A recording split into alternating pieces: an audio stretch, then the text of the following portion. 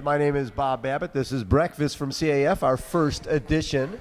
We've got Mr. Zach Barnhorst right here who's going to play a little bit leading us in from ZB Savoy. Every $50 donation today gets you a chance to win an Xterra backpack. Every $10 donation gives you a chance to win a trip for two to San Diego for San Diego Triathlon Challenge or a trip to New York for our Heroes Heart and Hope. The website, donatecaf.com. The phone number, 858-866-0959. Our first guest, we're going to run through a series of wonderful CAF athletes today, but our first guest, a man we just woke up, Mr. Rudy Garcia Tolson, 28 years old now, but Rudy, you started with CAF, what were you, 8 years old, like 20 years ago? It's been about 20 years now, Bob. Yeah, a long time. I've been knowing you for way too long. Long time, yes, sir. So when you first got going and you had your legs amputated at the age of 5, 6 years old, yes, you were the first double above knee amputee who wanted to do something like run. At that point in time, other double amputees who you happened to meet, were they involved with sports at all? You know, at the time when I had my legs amputated, it was 1995, 96, and at that time, double amputees were considered, it was very difficult for them to stand up upright without a walker.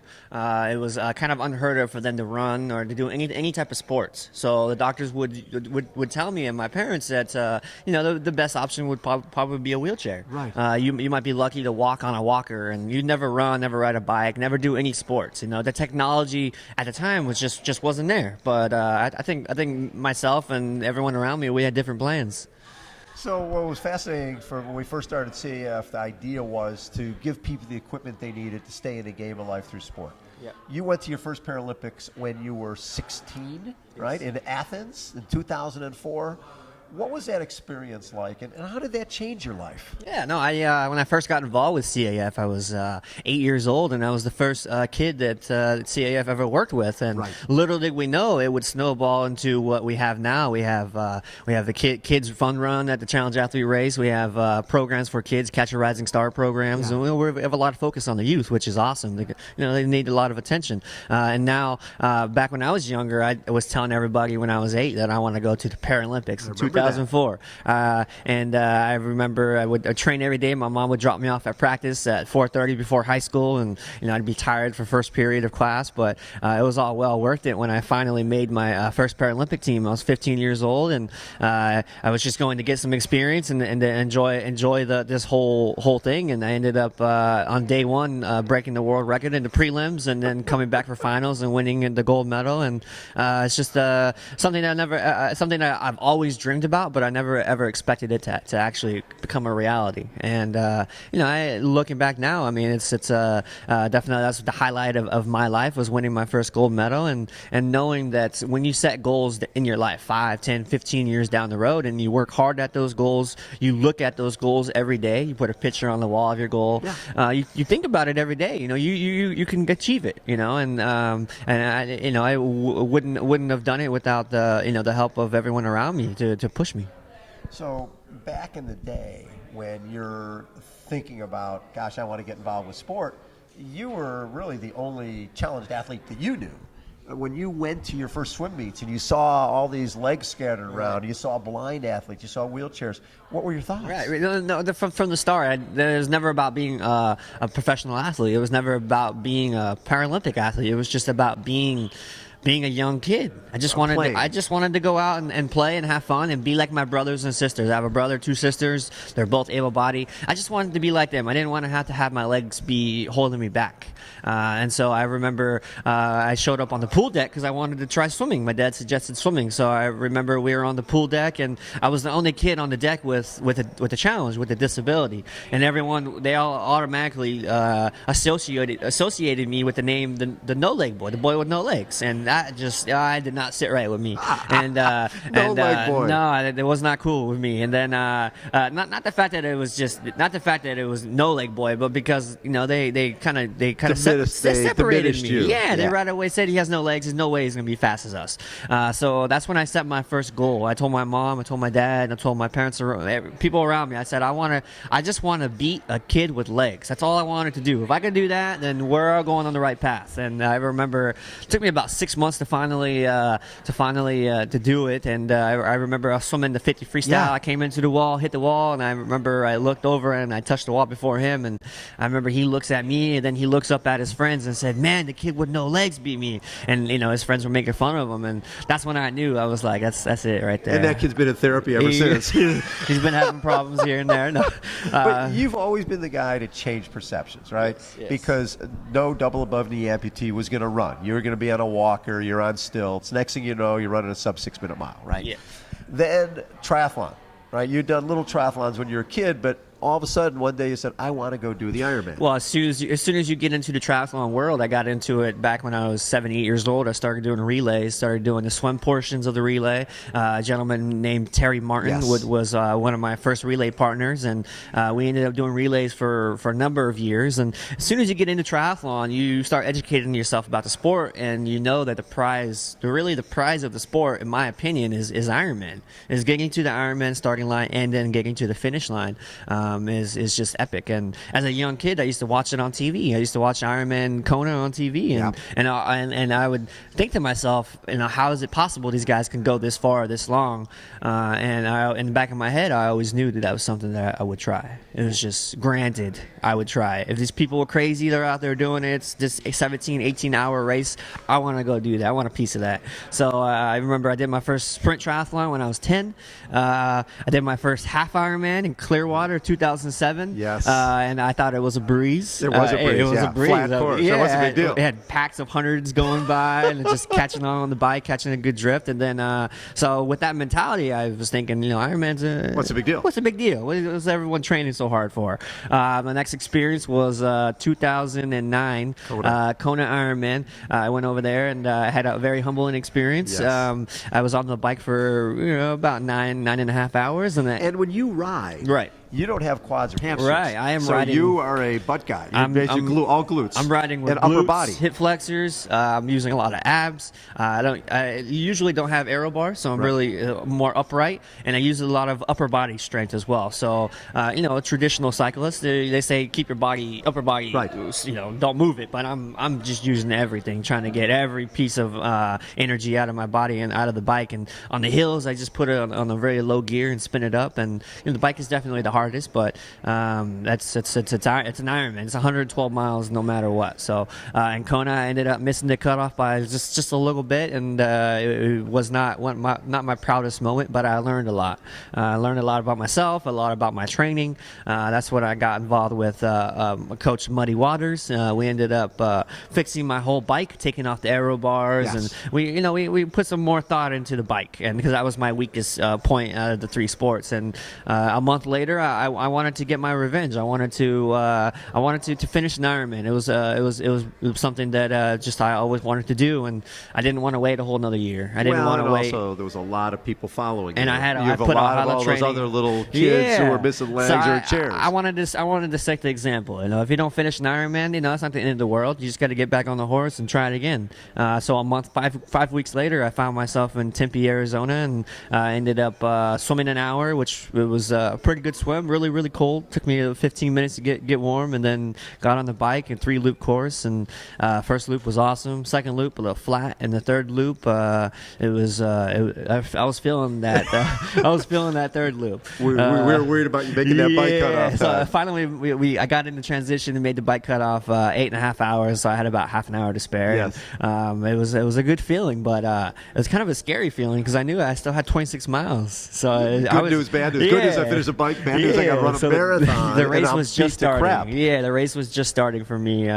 First loop again, I felt great. Second loop, I started to really feel the pain, and then the third loop, I definitely hit my wall, and I was able to climb out of it and push that last 6 miles and finish to finish a 16:06 Ironman. So under 17 hours. That's all that matters. But there's still Kona Ironman. I got to get back and and finish that Ironman in good fashion. So for the kids who are out there, and you've been the Pied Piper for the Cameron and Cody and so many of these other little double amputee kids who had and someone like a Jake Frank who had no idea what was out there. Right. How important is that to you? You've got gold medals, you've got silver medals from the Paralympics, you finished the Ironman, but I know for you a lot of your favorite moments are when you were at the Paralympic trials this year, and there's David Gelfand, and there's some of the kids who were little guys. Yep, now they're grown. Now they're at the grown Paralympics, men. right? Yeah, The Paralympic trials. Yeah. How important is that stuff for you? The mentoring aspect. To me, that's most important. More important than winning medals, breaking records, going on trips. It's being able to motivate and inspire these young kids to live a lifestyle life that they chose, that they want to do is to me is most important. You know, when I first started, I literally had no one to look at, to example, to mimic and say, well, he has no legs and that's how he takes his legs off to jump in the pool, to ride his skateboard. I had no one. So for me, I had to figure everything out by myself. Yes. I had to figure out how to ride a skateboard, how to run, how to ride a bike. Everything, and you know, it wasn't easy. I wouldn't have done it without the people around me helping me, but I find that most important to be the example, to show these other kids that, you know, having no legs, having one leg, you know, having no arms, no legs, being blind, whatever the challenge may be, is really just a challenge, and you're gonna have to wake up in the morning the next day and put your legs and put your shoes on and continue on. So it's just amazing being able to be the guy to motivate and inspire these kids, because they're gonna be ones that are gonna be breaking my records. They're the ones that are gonna be showing the world here very soon that you know, we're a movement and we are here to stay, and we're here to inspire the world. Love it. Rudy Garcia Tolson has been our guest again. You can donate at donatecaf.com. Call 858-866-0959. A $50 donation gets you a chance to win an Xterra backpack, which is pretty sweet. Very nice. Every $10 donation gives you a chance to win a trip for two to New York for our Heroes Heart and Hope Gala, or to San Diego for San Diego Triathlon Challenge. Mr. Zach Barnhart, ZB Savoy, come on back in and take us out, my man.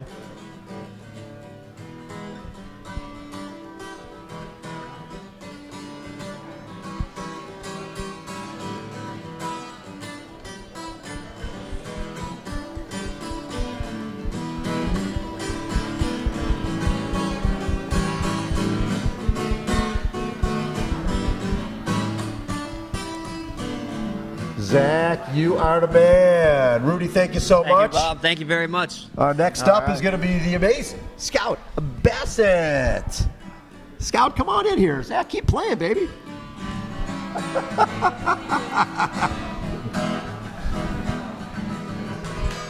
Yo, Zach, you are awesome.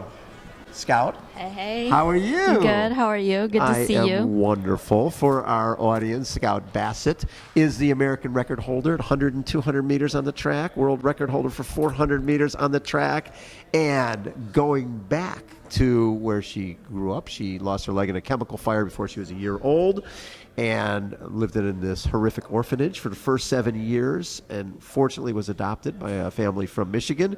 And then you come to this strange country. What were your thoughts when you first came over here? Well, I had never seen Caucasian people until I came here and was adopted. We're pretty strange looking, huh?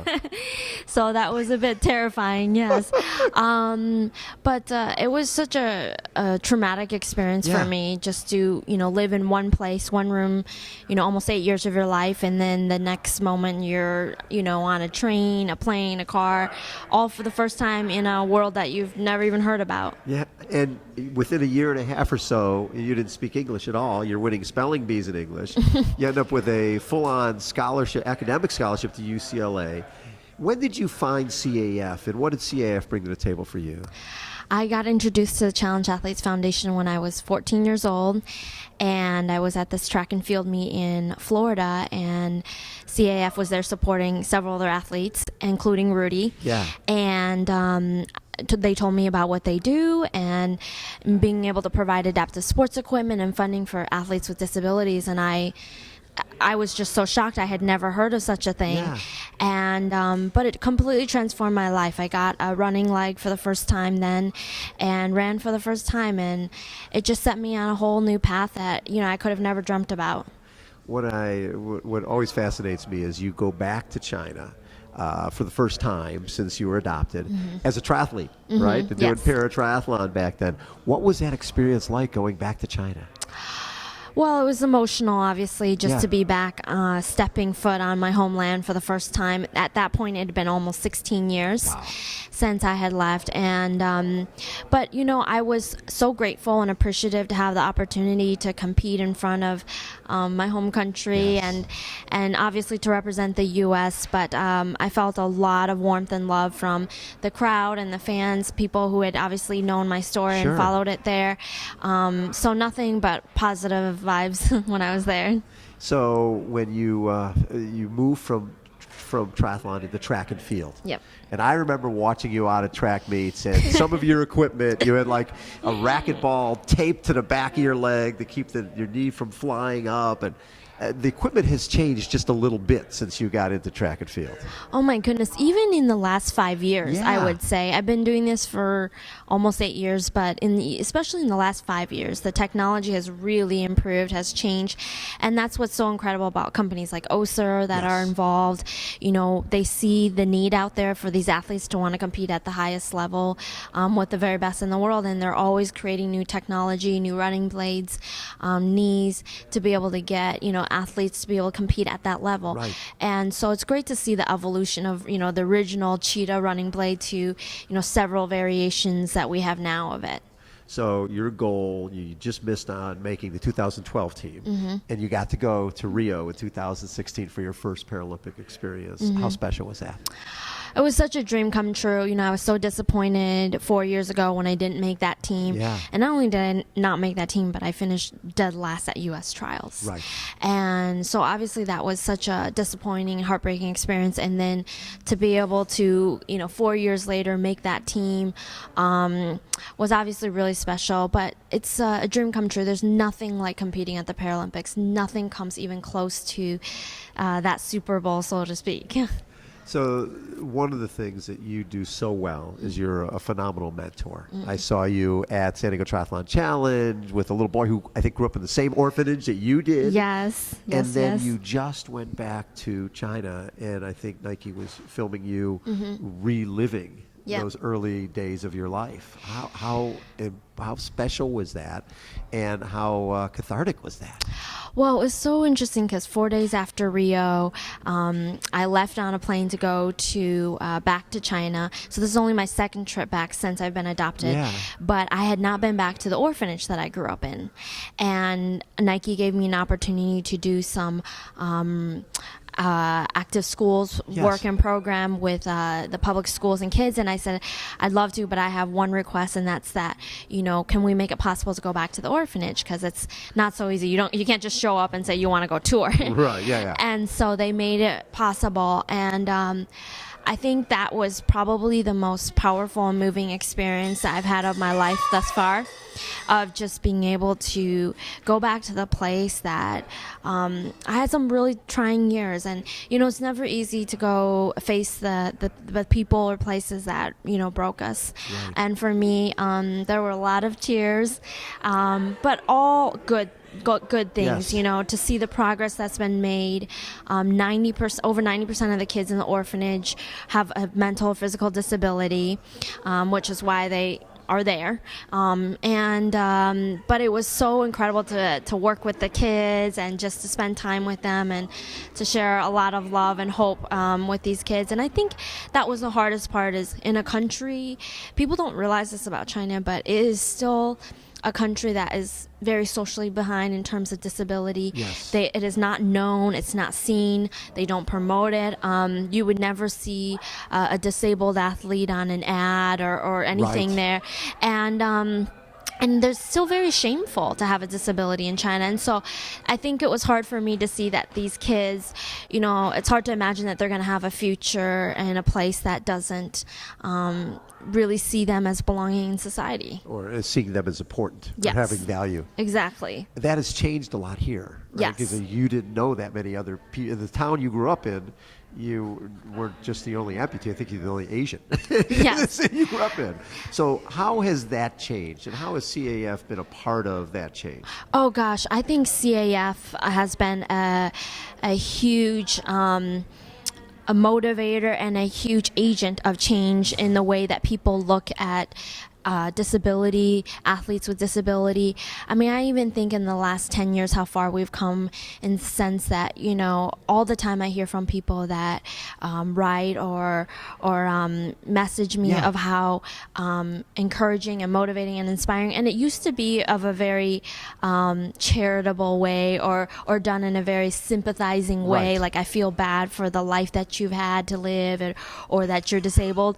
And now it's not that way at all. It's more of Interesting. like, wow, it's so powerful. You're strong. You're beautiful. You're all these things that, are positive instead of a negative. And it's great to see that our athletes are celebrated in this country. And I think, there's a lot of progress still to be made. But when you go and to see another country where they're not even known, I mean, they're not even walking the streets, and to see the just the attitude here. And CAF has been such a huge part of lifting these athletes up as athletes, as incredible human beings and people, and not as an amputee or a wheelchair athlete, Right. or and that's just a afterthought. The relationships that you have with some of these kids who you see each year at SDTC, and some of them you see out here, Heart and Hope, how special is that for you? Oh my gosh, my work with the kids is really the most important thing I think that I can do and be involved with in CAF because, growing up, I didn't really have a lot of people to look No. up to. You didn't see individuals with disabilities on TV or magazines, really. It was very rare. And yes. Got a donation. We love it. And so that was just something that wasn't seen, really. And now, to be involved in these kids' lives, to invest in them, and to let them know that they have a future, they have worth and value, regardless of what they look like or where they come from, is so important. And it's one of the best things that we do at CAF is offering an opportunity for kids to be involved in sport, to experience wholeness, confidence, self-esteem, all really important things beyond just the physical. What you represent to people, because at this point you've Nike sponsorship, Citibank sponsorship, you've got support in the not just support. People are supporting you because that it used to be that being different was not good. Being different is good, right? You stand out in the crowd, people notice you. Has that been a surprise for you? I think so, and I also think I've been really surprised by just the measure of my story. I didn't Yes. think that people would really find something, to hold on to with my story, just because it's so unusual and it's so Right. different. But what I've learned is that there are aspects of it and things that I've gained from it that are applicable to anybody. Yes. Of having to persevere, to overcome, to push through. And so I think I've been really surprised by just how much people have gravitated to that. And I think to the things that I'm passionate about and the work that I'm involved with CAF. And all of this has been really shocking. I mean, you go from 4 years ago of nobody even paying attention to you, not even really knowing who you are, to, being on the international stage. And Being in national commercials and things like that. yeah, it's an absolute honor, and it's very, very humbling for sure. So obviously 2020 is a big goal because you had unfinished business when you didn't make the team in 2012. This year you didn't medal, and I know you want to come back and get that. What do you do between now and then? What are some of your goals in between? Well, we've got a World Championships next year in London, which is actually going to be the first World Championships in athletics that they're going to have both able-body and Paralympics at Really? the same Oh, event. Yeah, I love which that. is pretty crazy. So it'll be at the London Stadium, Olympic Stadium. But between now and then, obviously, it's athletically, I want to continue to get better. Right. I want to fine tune my craft and, perfect it more. But Sure. then really to continue to be involved with CAF, and really helping to, push our movement forward, our cause. Yes. And so in the next 4 years, I'm really looking forward to that. And then also just working with kids. That's a huge passion of mine. I am hoping to be able to go back to China and do some more things with the orphanages and work there. So some big goals and dreams, on and off the track. But I think I'm going to be pretty busy. You're going to be really busy. Scott, thanks for everything you do for CAF. I know all those kids, they light up every time you walk in the room. Thank you so much for having me. It's an absolute honor. Again, this is a breakfast from CAF. You can donate at donatecaf.com. Every $50 donation gets you a chance to win an Xterra backpack. Every $10 donation, a chance to win a trip for two to San Diego for our San Diego Triathlon Challenge, or a trip to New York for our Heroes Heart and Hope Gala. It is 858-866-0959 is our donation number, and donatecaf.com. Mr. Zach Barnhorst, take us out, my man.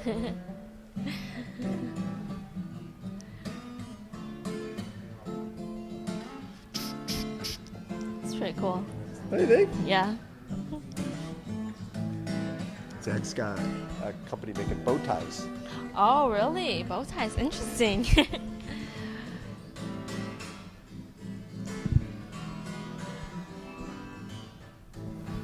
Thank you, Zach. You are the man. Actually, Zach, hang out there because we're going to bring in our next guest, Mr. Scott Lesion. Scott, thank you so much. Thank you so much. Oh, you're quite welcome. Let's get Scott. We got it. The chair is right here, bud. The chair is right there. All right. You got Snickers with you? Yeah. You got Snickers. I love it. Hi, right. Snickers. How you doing, bud? I like it. There's your microphone right here. He's a happy boy. There's your microphone right here, Scott. Okay. All right. Our next guest, water skier, surfer, Mr. Scott Lesion. How you doing, Scott? Don't All forget right. Iron Man. Yes, Iron Man. Thanks to CAF and Built with Chocolate Milk last year. Wow. And part of Operation Rebound. Yeah, that's Let's hold this guy a little closer. that's who gives me my grants is Operation Rebound. Well, talk a little bit about you were in the Navy for 7 years. Yeah. In '93, you were working at a convenience store, a robbery, and Yeah. you ended up getting shot. Yeah. And lose sight in both eyes. Yeah, so yeah, it was 93. I was working in a convenience store in La Quinta, California. Two gang members came in, robbed the store, and before they walked out, they shot me in the head with a 9mm, entering my left temple and exited the other side. It missed my brain, but everybody questions that. Scott, and it was- they had to take both my eyes, though. So I have prosthetic eyes, and I lost my smell. So when something like that happens, and you're at that point you're a young man, how did you adapt? Well, right away, I was fortunate that someone from the Braille Institute came to my hospital bed and told me all about, that there's a place where I could go to learn just living skills. Sure. So, lucky to be alive, I went right to work, and You so never look back. No, I And was you lucky to be seem like alive. you're always looking for the next goal. You do a lot of tandem cycling, but Yeah. water skiing. Were you a water skier before?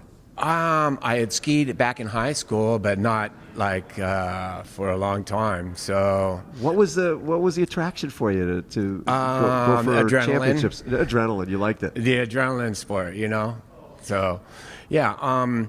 After being blinded, I did kick around and I did take a few wrong roads, and then I came to CAF 10 years ago as a fat, angry victim, and came there to CAF with the goal to be a competitive water skier and trick skier. Yeah. And now I just finished my 5th disabled water ski nationals and was silver in slalom skiing and trick skiing. That's awesome. And you've won before. I've gotten a gold at regionals. Yes. But yeah, so I love the sport of water skiing, and I'm also wakeboarding, and I love that sport because I'm just like anybody else. I'm on the end of the line doing my own thing. Right. So no guides, no coaches. So that's why I love that sport so much, because I forget do it I'm all on your blind. own. Yeah. But since I've been with CAF, my mantra is never lose sight of your goals and dreams. So CAF has brought forth goals and dreams that I never even had in my bucket list. So the first thing that took place is I got an entry to Ironman Arizona last year through Built with Chocolate Milk and CAF, Yes. and did my first Ironman. That was exactly a year ago. That event was yesterday. Yeah, exactly a year ago. What was that experience like? Oh gosh, it was awesome. I trained hard, and I got the lightest I'd ever been in my life, and it was. We did have rain the last 2 hours of our bike ride, Yep. and we were freezing, and but my guide has great funny stories about how it went for us. But the end was so cool. And the funniest story I can tell you is when you finish and you come down the chute, Yes. we were all alone, and it was like 11 o'clock at night because it was 16 hours, 12 minutes I did. So the crowd was just loud as can be and banging and everything. And we got to the finish, and I hugged my guide, and I go, "They all stayed to just see me finish?" That's so cool. And he laughed. So, but it was very cool experience. I could just imagine what the sight is like. But yeah, and then I've been to the Ironman 70.3 in Oceanside. Oceanside. Yeah, for raising money for Operation Rebound. Talk a little bit about Operation Rebound. Like you said, 10 years ago, you were sort of an angry guy. Yeah. And what did Operation Rebound bring to the table for you? Well, first of all, I brought Nico in my life. Who's the most Nico dynamic character in the world? yeah. No, and he's really like supportive and really enthusiastic, and is really like a good cheerleader. And what it is they gave me the opportunity to keep water skiing and trick skiing, and now my next goal is to actually go to a wakeboard tournament. That's what Really? I want to go to my first wakeboard tournament because they have an adaptive category there now, standing and sitting. Yes. And they haven't had a blind guy in the standing division yet. So I'm hoping to do that. You're going to be the first guy to do that. And then, so you're surfing a lot too? Yeah, so that's the other opportunity that CAF brought forward is they were involved in the very first World Adaptive Surfing Championships last September.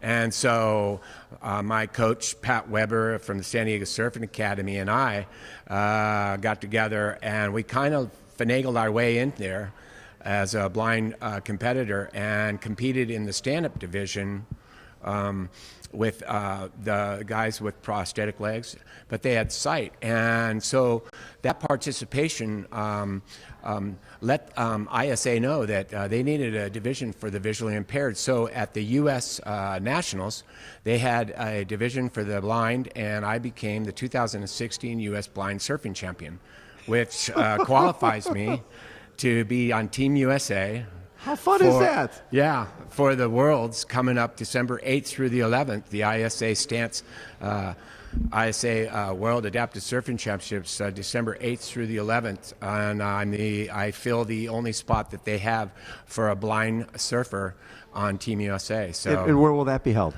that's right here in La Jolla Shores. Luckily for me. So here you are, a world championship athlete. When this first happened to you in '93, and someone said, "Hey, you know what? In a few years, you're going to be a world championship athlete. You're going to be traveling the world and being surfing and water skiing and doing the Ironman." No, never. I mean, that's what I always tell everybody, that number one, CAF brought me in. They gave me, they approved my grant, and they gave me that, feeling of, okay, there's someone that really thinks I can do something. And then over the years, I've gotten to know everybody at CAF, and they're like my family, and I've met so many great people along the way. And I love CAF. You guys are fantastic, Well, and you're fantastic. now I've done all these great things, and I always get told that I'm inspirational and everything, but I'm just trying to enjoy life, and that's just a consequence. But it's all because of CAF. They've given me a life. How important has the mentoring part been for you, where you get to help out other guys who are dealing with what you're dealing with? That's very important too. I try to be, a good mentor, and I have, but I'm in sports that there aren't very many. Yes. Athletes Well, that so are visually far. impaired. So far, Yeah, you're the that's- trailblazer. That's what I hope to do. I'm 60 years old. I can't do this very much longer. So I'm another hoping to 30 years. Come on now. Yeah. I'm hoping to inspire some young visual impaired people that maybe surfing isn't for them, or wakeboard or water skiing, but Sport there is. are organizations out there. There's Yeah. people out there, and if you've got a passion, it's out there to, resources are out there to do it, In terms of this day and age, compared to when you were when you were injured, how is the world different in terms of acceptance for people with visual impairments? I'm sure it's a little better, but the general population has low expectations. Interesting. Where us as visual impaired people, You have higher expectations. Yes, we have higher expectations, and I'm living in an era for the visually impaired where electronics is a big deal. So where we have iPhones, talking screen reading software for computers, and I've got devices that tell me what color clothes I'm wearing, and so on and so forth. And now what I'm experimenting with on my surfing is waterproof walkie-talkies. So my coach stands on the beach and Wow. can coach me out the wave, turn me around, and get me into a wave. Love it. Scott, thanks so much for everything you do for CAF. No, thank you. And I've got a Race for Reason page. Oh, you have your own Race for Reason page? Yeah, because I've done the last 5 San Diego Triathlon Challenges. Yeah.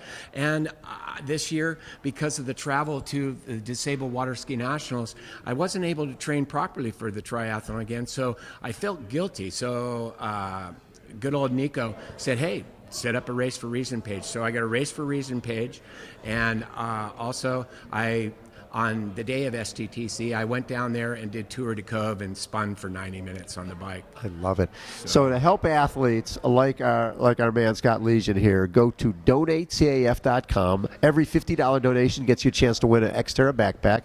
Every $10 donation gets you a chance to win a trip for 2 to San Diego for SDTC. That's our San Diego Triathlon Challenge. Or to New York for our Heroes Heart and Hope Gala, which is amazing.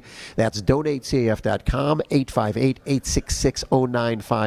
Scott Legion, you are the best. No, you Zach, guys are. bring us out, baby.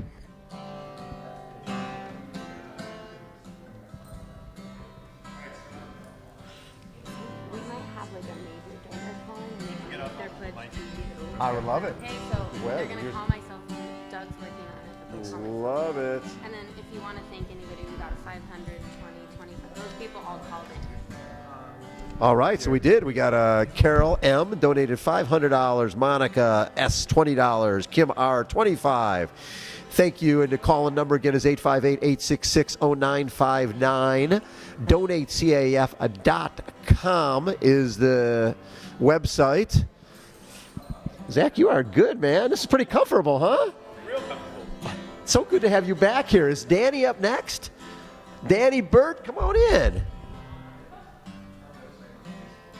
Gosh, we're becoming like every Best day. friends. We're besties now. Yeah, long time no see. Thank you, Zach. All right, our next guest, Danny Burt. And Danny, we've done this now. We did NBC. We did my show. We've become like every day we need to chat. What's the Yeah. deal? You didn't call me yesterday. I'm feeling a little hurt. I'm sorry. So you're coming down Mount Palomar on your motorcycle, lose control, and end up going to the guardrail, fall 65 feet, and 5 weeks in a coma. 5 weeks. 5 weeks. What were the results? So I fractured C6 in my neck, all my ribs, my left humerus. I got a brachial plexus injury Yeah. on my left arm. Collapsed both my lungs, ruptured my spleen, broke my right tib fib, and then I got gangrene in my right knee. So they had to amputate while I was in the coma. So while you're in the coma, when you come out of the coma, obviously you know that something bad has happened, but you find out you're missing your leg. What was your initial response? How hard was that? So it took me a minute because I had a trach, so I Yes. couldn't talk, couldn't move since I was in a coma for so long. And then they didn't want to tell me until I could talk again. Right. But once I found out from my friend through sort of like hand gestures that I knew something was wrong, I was destroyed Yes. by it. Well, how old were you at that time? 19. 19 years old, and all of a sudden it's one thing to have internal injuries that are going to get better, but now you're missing something that's pretty visible. Yes. And you were an extreme athlete, skateboarder, surfing, all that type of stuff. When did you find sport again, and how important was sport in your recovery? So I ended up going into inpatient rehab over at Sharp, and you guys came to see me. Challenge Athlete Foundation, yes. Oh, yeah. Mm-hmm. That was the first time I've ever seen an It was amputee. our boy Clint. Yeah. Clint Marbury. He was great. So He was first phenomenal. time I ever saw an amputee being athletic, doing a triathlon, and that wasn't my thing at the time, but I was Yes. whatever I could do to be athletic again, that's what I needed in my life. How important was it that here was a guy who's an amputee coming in to see you rather than just some person, but a guy who's living it and breathing it? Oh, it was beyond important for me at that time. I mean, we're different. We're a little different. He's Sure. a below knee Right. amputee. I'm an above knee. But just to be able to see him walking and just knowing that some form of athletic life is possible again, that meant the world to me. And what was, so you started with the triathlon stuff, and then when did you realize that the real sports, that surfing and skateboarding, that's something you could still do? I was trying to do the triathlons, but my heart just wasn't in that you're too an much. extreme gal. There's not the adrenaline in that. Yeah, so I just believed that it was possible, that skateboarding would be possible. Yes. And CAF, they believed in me no matter what, because at that time, 12 years ago, there was no Yeah, there really wasn't. skateboarding No, for really, above yeah. knee amputees. Yeah. So you guys believed in me, gave me a grant, got me a leg, and got me back on boards.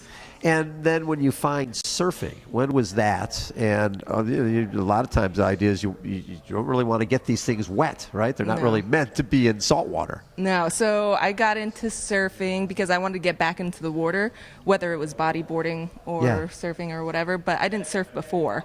But some of the friends that I was with, and I was hanging out with Balboa Navy Medical Center, their Yes. surf clinic, and I saw Parada stand up on a surfboard. Yeah, And then I was like, done, I'm in. done, we'll figure it out. Give me a little of that. Yeah. Yeah, That so is so cool. so you gave me another grant Yes. to put together a surf leg out of my old parts, and I stood up right away. And standing up on the surfboard, the little light bulb go off and go, oh my God, this is the coolest thing ever. It meant the world to me. It Well, still and means not the that world to me. long ago, the first World Adaptive Surfing Championship, right? I think you won the U.S. national champion. Yes. The fact that sport, when you're talking about World Adaptive Surfing and now surfing getting into the Olympics, if you do the math, there's a chance that the Paralympics is going to have surfing not too far in the distant future. Oh, it's That's gonna happen. It's going to happen, It's right? gonna happen. Oh, yeah. Yeah. Which means you'll be going to Tokyo or wherever the heck 2024 is and Yeah. potentially going for a Paralympic. Now, when you look back at your life before and your life now, I'm sure you look at it and go, okay, I never would have predicted any of this stuff. But just taking it all in, how has your life changed for the better and for the worse? I mean, I can't really complain. It gave me sports, gave me Yes. surfing. I didn't have that before. So you weren't a surfer beforehand? No, I was a bodyboarder, but Yeah. I wasn't a surfer. Yeah, I mean, it gave me a career. I'm a physical therapist now. And you're a physical therapist at Sharp? Yeah, where I was a patient. Where you were a patient. So when did that come about where you thought, you know what these people are doing for me, I want to do this for the next person?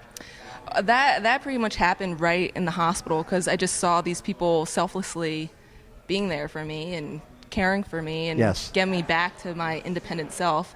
So that just meant so much that I wanted to be able to do that once I got better. Like that was the goal, to pay Yes. it forward. And some of the people you've had a chance to work with, have there been some that you've really bonded with where you feel like, okay, I think I've made an impact here? Oh, and so hopefully many. yeah. So many. Because you can't tell that I'm an amputee when I walk into your room. Right. Because I'm wearing scrubs. And then, so they'll be really upset. They just lost a limb. That's very upsetting. But then I'll be like, you want to see what I got? And then that they're changes stoked. everything, oh, doesn't it? yeah. It's an amazing feeling for both of us. Being that mentor, because obviously that's what CAF does. Clint did that for you, and now you're doing it for the next generation. How important is that for you? I mean, it's beyond words because I can just remember how hopeless I felt and Yeah. how alone and just devastated I was. But once someone came in and showed me that, life is possible, I don't know, gave me another chance. When this happens, you think it's a very small population. You don't really know what's out there. When you come to San Diego Triathlon Challenge and you see 144 challenged athletes out there in wheelchairs and missing legs above the knee, below the knee, both legs, does it make you feel that, hey, there's a big community here, and this community can make a big impact? Oh, it's the best. It's the coolest part is seeing all these amputees comparing legs, comparing components, and just, I don't know, Yeah. just being able to talk about it, to Right. feel like you're not alone and just have a good time because you don't see amputees every day. So No. it's very, it gets lonely, but not at the Triathlon Challenge. How has being an amputee yourself helped you as a physical therapist? Well, it gives me instant credibility, I It feel. does. Yeah, you got street cred right off Yeah. the bat. Yeah. Street cred. You got street Yeah, cred. I do. Yeah. It's just been an amazing experience for me just to be able to pay forward to patients that are going through similar situations. And even if it's not similar, it's just, I don't know, giving them that Yes. hope back. And the world seems to be a different place now in terms of more awareness for our athletes. When a Scout Bassett is sponsored by Nike and Yeah. and by Citibank, and Rudy the same with Citibank, there's sort of a movement that's happening where people, manufacturers and retailers, and people are realizing that someone like yourself stands out. Right? That what used to make you different in a negative way, it makes you different in a positive way. People will remember Danny Burt Oh, yeah. because of what she brings to the table and because of the challenge she's overcome.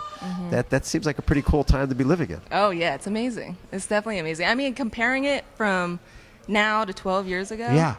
it's like, I can't Night and believe day, it. right? Yeah, I can't believe it. There wasn't a leg that was waterproof. There wasn't a leg to go skateboarding in or snowboarding in, and now it's just blown up. Yeah, and we and have it's- yeah. a lot of support, so Love it. that's amazing. Danny, we love having you part of CAF. Yeah, I love and, you. And the fact that you're doing what you're doing as a PT, Yeah. every day you're changing lives. That's Oh, that's the yeah. coolest thing. Yeah, You it love is going to cool. work, I bet. I do. I'm lucky. I'm definitely lucky. To help other athletes like Danny Burt, go to donatecaf.com. Call 858-866-0959. $50 donation gets you a chance to win an Xterra backpack. A $10 donation gets you a chance to win a trip for two to San Diego for San Diego Triathlon Challenge, which is something that will change your life if you've not been there before. It definitely will. Definitely will. And a trip to New York for our Heroes Heart and Hope Gala. Have you been there yet? I haven't. Next year. We got to make Yeah, that. Oh, that'd be awesome. special. Really, Yeah. really special. And again, it's donatecaf.com. 858-866-0959 is our donation number. Mr. Zach, take us out. Always good seeing you. You're the best. Okay. Thank you. Yeah. Danny Burt has been our guest for the Zach Man.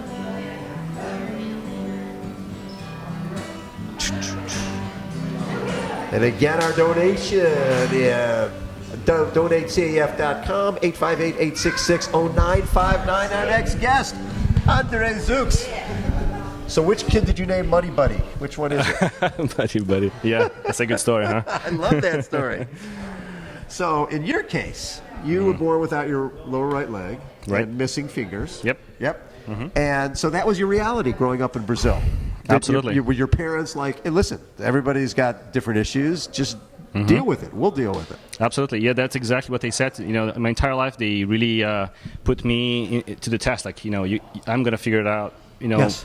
what I can do and how I can do things and how to adapt to the environment around me and the sports that I'm capable to do. And that was it. Yeah. Yeah, donation, we like that. And so swimming was your first sport? Swimming was my very first like competition Yes. sports. I really got involved into trying to the Paralympic Games very Right. quickly. Well, my very first sport was mountain biking. Like I started back in '92. That was back when the cantilever brakes, Yes. and heavier bikes were still in the market, and so I had a great time mountain biking for a straight 7 to 8 years. And when I discovered swimming, I started really to focus on the swimming aspect and trying the Olympic Games, and it was a very quick progress because I had that background as Yes. a mountain biker, and so I had the cardio and endurance Right. built, and it was like that to be competitive in the sport of swimming. Did you have to adapt the mountain bike for your hand? Not for my hands, just to be creative with my foot, my prosthetic foot, and Yeah. I just created like a great attachment, like a straight to the pedal Yes. type. Yeah, without who needs any a shoe? You don't need a shoe. Yeah, so that's the only adaptation I did. So And then you ended up. So you're on the Paralympic swim team. I was with the Brazilian team for 8 straight years. Yeah. So did you go to Paralympics? I did not made it. I tried Athens 2004 and then Beijing Yes. 2008, and I had the time, the qualifying time to go at the 50s and 100-meter freestyles. Yes. I was really I made it to top 10 on the world ranking, but it was just competitive, very competitive. Right. I mean, we had like 45 plus swimmers with time to go, and only 20 spots, Which is a on the good team. thing. It's competition. It's competition. It's competition. Yeah, I remember yeah. when Rudy first started, Yeah. there were very few double amputees around. So trying to get Paralympics to accept that division, Yep. until you got a certain number of athletes, a certain number of countries, so you sort of need the competition. Absolutely, it is what it is. Yes. I think the great thing of that experience was just being able to really test how far I could go on the Yes. sport, and I also got to travel and swim in many countries and Right. made a lot of friends. That was actually the introduction for triathlons. So, as being a swimmer, I believe it's easier Oh, to big start time. in triathlon. So for me, it was like a joke, the swimming part. you're I like, don't want to be that's- like, yeah, that's a but drop in a bucket, It was yeah. easy because we used to swim like thousands and thousands and thousands a day. 5,000-6,000 yards a day. So the water, open water was fun. It was always the fun part, and then I had to improve. Of course, biking and running was the biggest all-time, like most challenging part for me is the running. It's still to these days. Yes. That's the part that I need to really improve. And How much has the equipment changed in terms of running, in terms of your lower leg right. prosthetics? I mean, very first time I started running was late in life. That was when I had the opportunity to meet the Challenge Athlete Foundation, and Yes. I was When was that? assisted in. That was 2005. So I think the grant was in 2004, and Okay. then I was granted in 2005 with my first running leg. Right. First running foot. Yeah. What type of difference was that? Yeah, I was 25, so it was very late in life. Yes. I consider that. Yeah. It was amazing. I mean, it blew my mind how great of an experience it is to just fly. It was really like I felt like I was flying. I was like, what kind of speed is that? This fair? Is this fair? Yeah. What am I doing here? Am I riding a bike or something? I'm going so fast because I didn't have that in my brain. Like Right. that, I didn't process that experience before. So it was such a great feeling. And I was hooked. Okay, I want to go and do triathlons and explore how fast I can go along running. And until to these days, I'm really focusing on Xterras and off-road triathlons. It's my really biggest race Yes. right now What's to your be focusing best on. race ever My best race ever. for you? The one that means the most to you? I think in terms of challenging myself, Yeah, it's big time Xterras. Because like the World Championships. that yes, type. because there is the challenging element. Because it's not only it's much more than just go and ride your bike and running. Right. It's really requires like an additional set of skills that you're gonna improve that over time. It's not something you just No. get it. So it's really exploring a whole nother level of sets of skills for me. So really, yeah, I consider Xterra the biggest challenging for me right now. Ironman Brazil 2007. Yeah, Do Ironman. it in Ironman. Yeah. Doing it in your home country. How special was that? Yeah, the first Ironman 2007 was mind blowing. Also, when my big friend Fabio Maia Yes. invited me for that race, it was completely out of my bucket list. Like, okay, no, there's no way I can do Right. this. I was not even running a 10K, Right. for that race. Yeah. and I had made a decision like a couple months before the race, only running not even 10K. So Yes. I was like, oh, I can't believe it. I don't think I'm going to be able to run a full marathon after, biking and everything. So, but again, he offered me the opportunity, and that's why I say no. I mean, the worst Exactly. case scenario, I'll walk, or worst case scenario, just don't complete. But at least I tried, Yes. So I decided to go for it, and I completed. It was like 14 hours, 14:50. Yeah. Half of that entire time was just running. So it was like 7+ hours running. Yeah. But again, the swim was great. Bike was fun. Run was brutal. The second loop was kind of brutal as well on the bike, and then the run was walking and running all the time. And then you do Kona, which is the pinnacle of triathlon. Absolutely, in yeah. 2011. Yeah, that's what I consider for my my Ironman goals was having the World Championship as an experience. I really got to feel what everybody out there goes through. It's just the same challenge for everybody, and it's not just a race that you can just go ahead and do it. You got to really plan ahead of time, and there's the additional challenge of the heat and the loneliness of kind of going back on that bike course, and then on the running it gets night and you feel so lonely out there, and so it was a great event for sure. Yeah. So there's obviously a lot of challenge athletes in Brazil and a lot of challenge athletes in the States. How important is it for you to be there for that next generation? For CF was there for you, and your parents were there for you, basically saying, "Hey, you're the same as everybody else." Yeah. And is that an important thing for you as well? The inspirational aspect, I think I believe that's or, your question, or right? when Yeah. people, I'm sure people reach out to you. They see you at a race, or they say, "Hey, I've got a cousin, and can he talk to you?" I'm sure that happens every day. Yeah, this is actually a common, great experience for all of us. We are out there, and we are a small population, if you consider.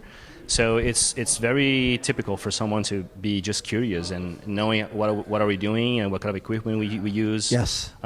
It's just the educational aspect of that entire world that they're not into on a daily basis. So for me, it's always a pleasure to educate them about it. And, I love it. And then I always share, you guys should get together with Challenge Athlete Foundation and see, how they can possibly help you guys. And yeah, so it's always great to share what we're doing and how normal we are. Everybody's the same. Yeah. Everybody just wants to be in it. How important is sport for someone who's dealing with a challenge? Because and we talk about sport. Sometimes people think sport is sort of frivolous. It's just it's a hobby. And I'm like, no, sport is. It's really important to your self-esteem, for you feeling good about yourself.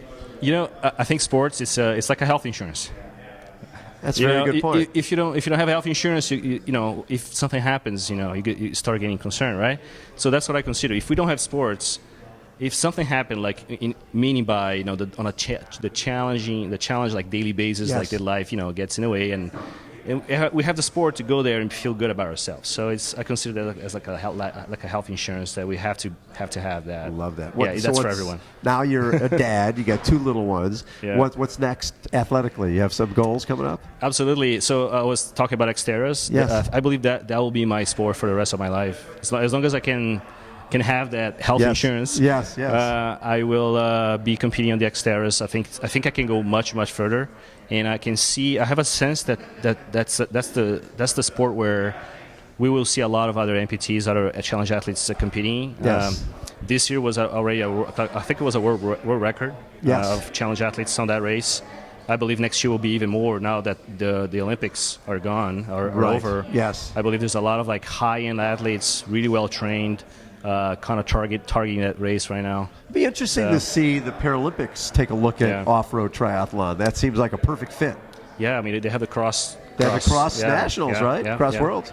We just need more people out there, and the more people we have on that race, the better. More competition for us, the more we can improve, and really reaching new limits for ourselves. Are you surfing too? We are surfing in 3 weeks. Yeah, in less than 3 weeks. Yeah, I'll be surfing. Yeah. You're going for a national championship? I will. Yeah. I love that. Yeah. Well, I'll be representing Brazil, and I was there last year. Yes. That's another thing. I mean, I believe there's technology that can be implemented into surfing. I think we can. There's like room for technology for improvement. Did you surf without a leg? I surf with my leg. Yeah. You surf with the leg now, but back in the day. I also started like late in life with Yes. surfing. That was actually when I met my wife, Yes. 2007. Yeah. That's when I started surfing, and we can go even further. We can improve our surf. We can do some new tricks. I believe, you know. The sky's the limit. The sky's the limit. Yep. Love it. Andre, thanks so much for Yeah. everything you do for CAF. Yeah, thank you. Wonderful to have you part of us. I thank CAF for everything, and I'm just on this thanks to you guys. So thank you so much. Love it. And to help out other athletes like Andre Zooks, donatecaf.com, 858-866-0959. Every $50 donation gets a chance to win an Xterra backpack. Every $10 donation gives you a chance to win a trip for two to San Diego Triathlon Challenge here in San Diego, or a trip to New York for our Heroes Heart and Hope Gala. You've been to San Diego Triathlon Challenge just a few times. Yes, absolutely. Love that. Every year. Andre Zooks has been our guest. Zach, take us out, my man. Play guitar. Play some guitar as well. He's good, huh? Yeah, but I like to play as well. Oh, you're a guitar player too?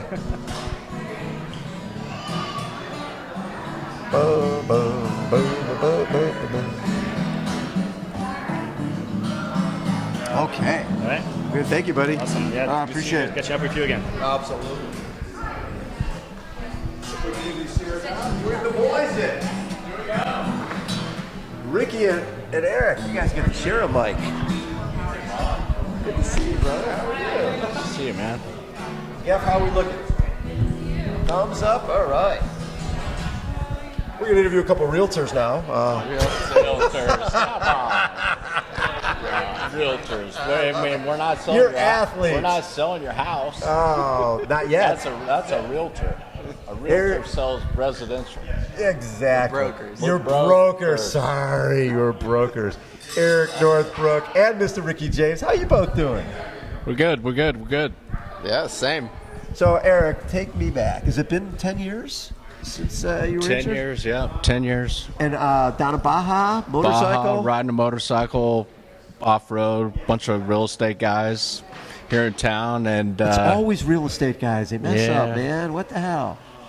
So got a little too confident. Ran out of talent. Ran out of talent. talent. And I've heard that line from David Bailey and Ricky James before. Run out of talent. I love it. So when you were paralyzed, what did you know about paralysis? What did you know? Did you know other people who went through that? I knew zero. All I thought was, the guy's in a wheelchair, he can't walk. Right. I have no idea there was all this other stuff behind it. And when did you find that stuff out? I mean, I'm still learning. Yeah. I'm still learning. What was your first sport when you first got into a sport? My first thing after I got hurt, was really hand cycling. Yeah. That's My hand cycle. Yeah, it was Ricky's hand cycle. So, hey, Ricky, grab that mic there for a second. So, how did you guys first meet? I heard about Eric and that he wanted to try hand cycle, and I don't know. I just met up with him. I originally met him through his dad. Yeah. Rick. His dad contacted me because we had through my foundation, we were putting together a chronic spinal cord research program with UCSD and the Sanford Burnham Institute. Yeah, that doesn't surprise me. My dad his is dad always contacted me. We went to lunch, and it was David Bailey was with you too that day. Mm-hmm. What's fascinating, I go back a few years with this guy. So you were injured when you were 16? when I got hurt. Yeah. Yeah, when you were the first time. Yep. Yeah, when you were paralyzed. Yeah. And at that time, you're being coached by David Bailey. Yeah. Who, former motocross world champion, who came back from that to win the Ironman as a hand cycle athlete. Yeah, in 2000. Yeah. But for you, after your injury, you're going to get back on a motorcycle. This triathlon thing, you had no interest in that at the beginning, right? No, it didn't have a motor. Nothing had a motor, so I didn't really like it. You're like John Geffram, our producer. If it doesn't have a motor, he's not really interested. He likes that. Yeah, it was more motorsports, and so I went through all that, but I saw what David did with Ironman, and it was just a new sport to try and to put on my bucket list. And it's like, okay, I want to do an Ironman. I want to do Hawaii Ironman at that. Yeah. I didn't even know anything about triathlon, and go and try to get into the biggest one. Somehow I did it. You and David and everyone hooked me up, and that was my third triathlon ever. So my first triathlon was the half Ironman in Hawaii. Yes. Didn't make the cutoff. Went to Lubbock, made the cutoff in the half Ironman. Then I was like, all right, cool. Now I get to do an Ironman. Yeah, get that out of my way. But the whole time I was thinking, I was like, okay, this is the last, swim I'll ever do. This is the last bike I'll ever do. I just want to get this done. And then, so I did it, finished in 12:44.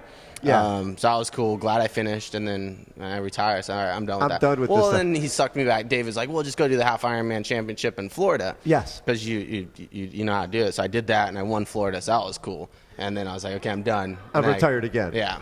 At the So then age of what? 23? 18. Oh, you were. Oh, it's 18. That's right. 18 or 19. Yeah. Yeah. So that was that was is pretty so cool. funny. Eric, when you you can grab that thing in.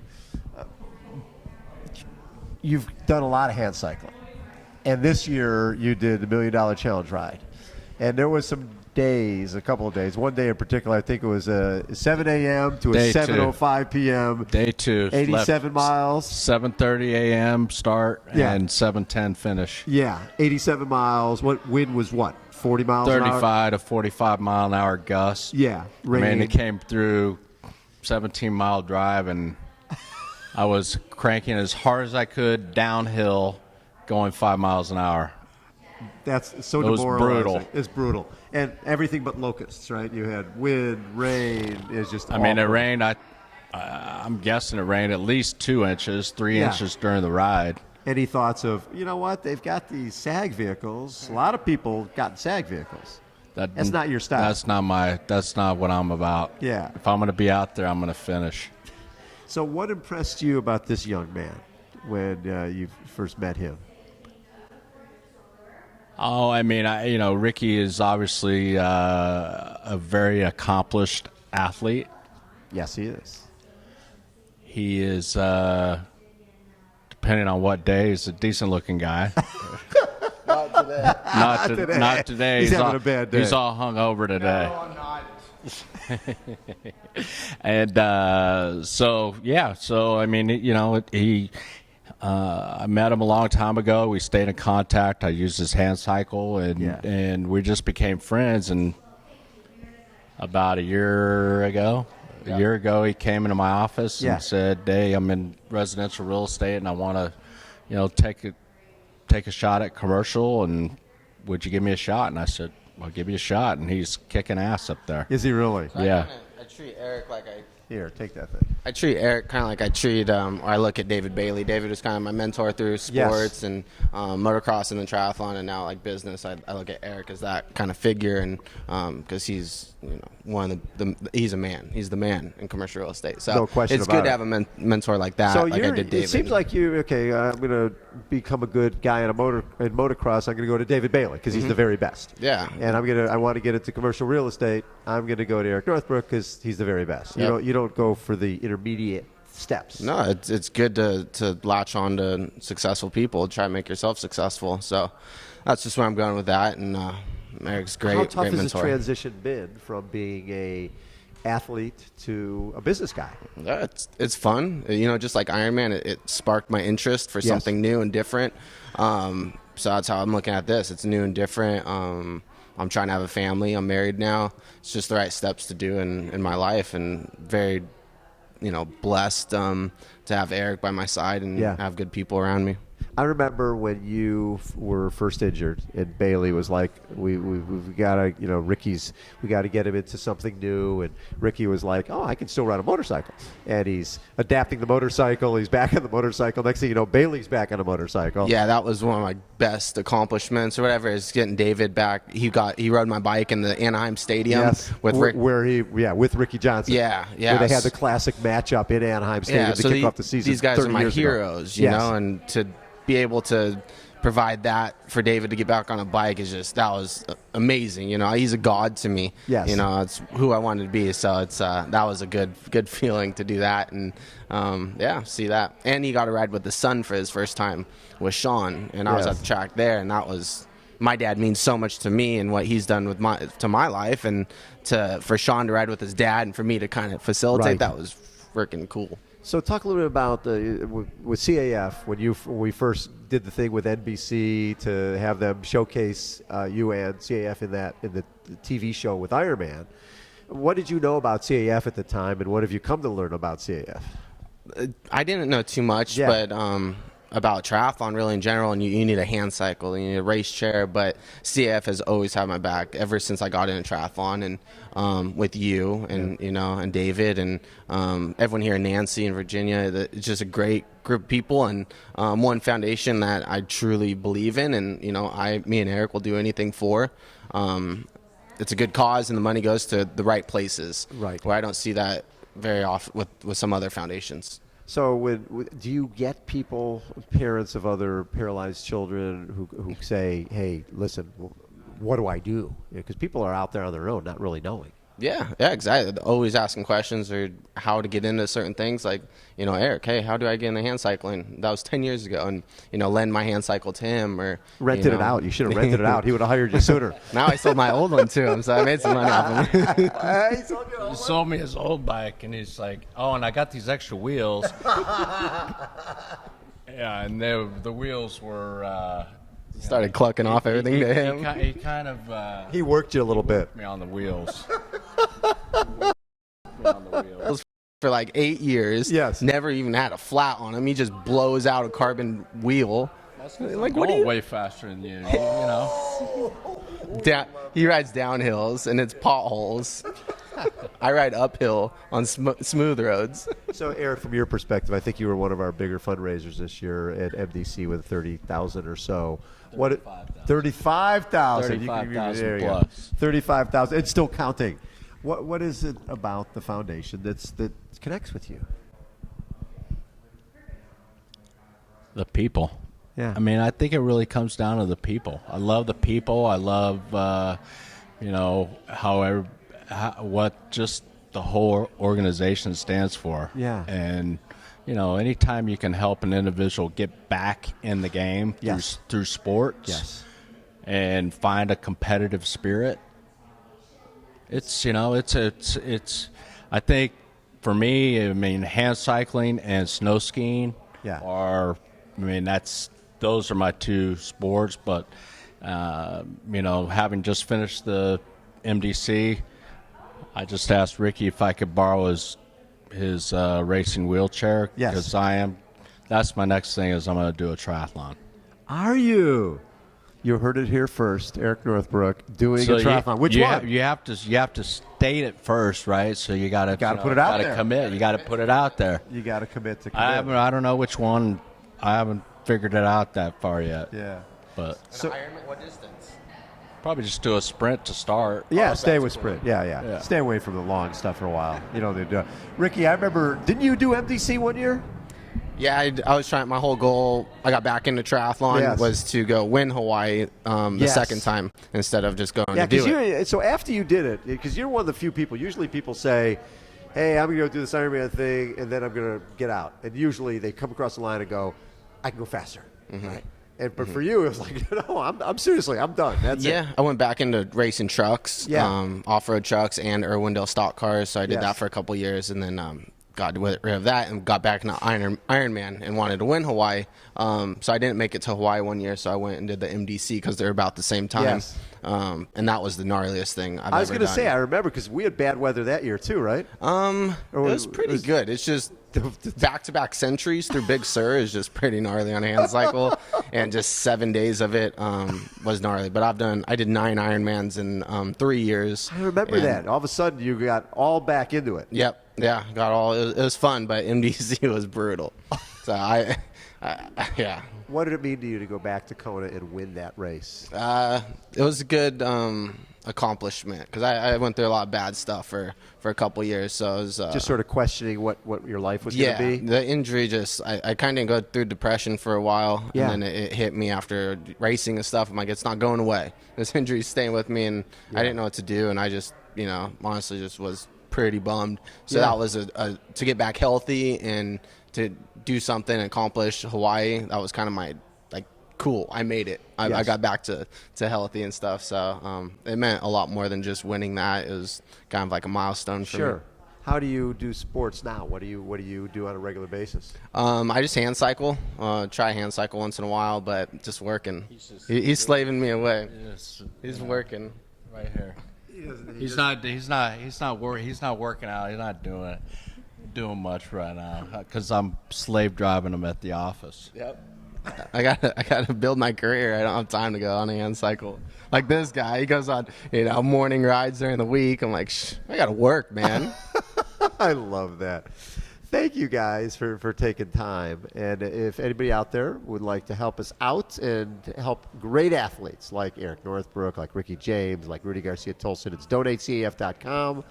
858-866-0959 is the number. Every $50 donation gets you a chance to win an Xterra backpack. Every $10 donation, a chance to win a trip for two to San Diego for San Diego Triathlon Challenge, a trip for two to New York for our Heroes Hope and Heart and Hope Gala.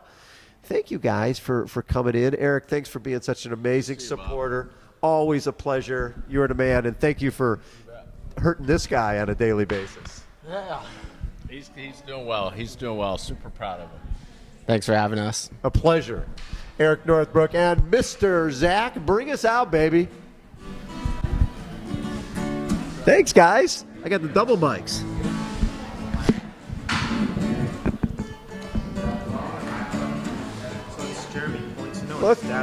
Let's have Dad come in. Yeah, we're going to bring another chair for Dad. For Dad.